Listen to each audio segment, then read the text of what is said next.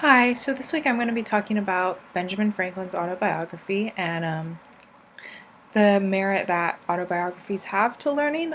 So when I first read this, I was kind of confused of like, okay, why am I reading this? Like, why is this considered a great book?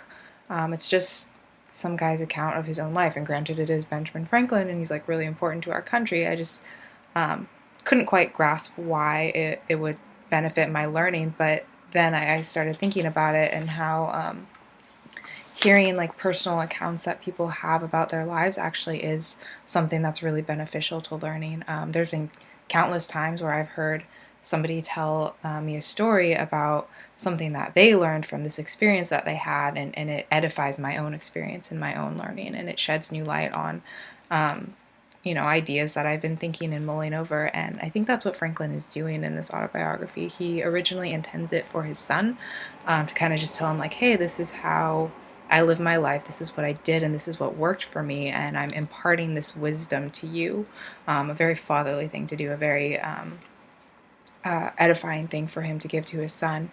And it's a gift, I think, to give somebody your testimony and your account of your life, no matter what situation it is. Like, if somebody can learn from it, there's value in that. And he talks about that in his autobiography. He uses the example of teaching a man to shave, that you could benefit him for the rest of his life because he won't have to go to the barber again, and then he can live more frugally and save money and be a better steward of that. So even small things, just teaching a person a skill, by saying, like, hey, maybe this is how I found it to be done, to be more effective, can really impact their life for the better, which is really cool to think about.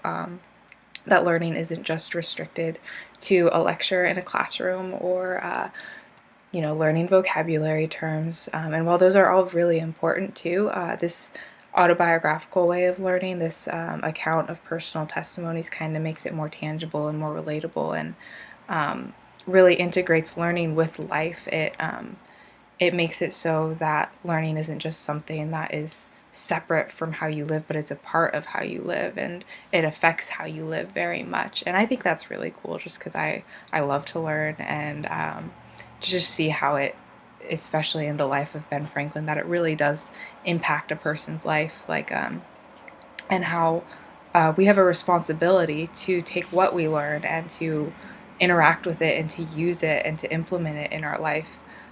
Franklin talks about that a lot too.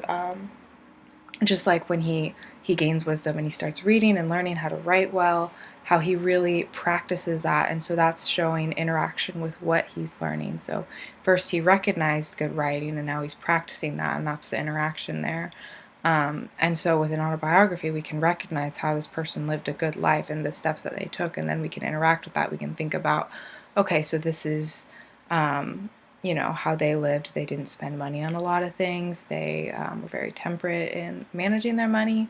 And we can interact with that as well and think about it and contemplate it. And I think that's really good for a person in learning, because it shows them engaging with the knowledge that they have, and it's not a stagnant posture at all. And life is like movement. We're always going from one point to the next, even in our learning. So it makes sense that we would have to be active about that and interact with that as well.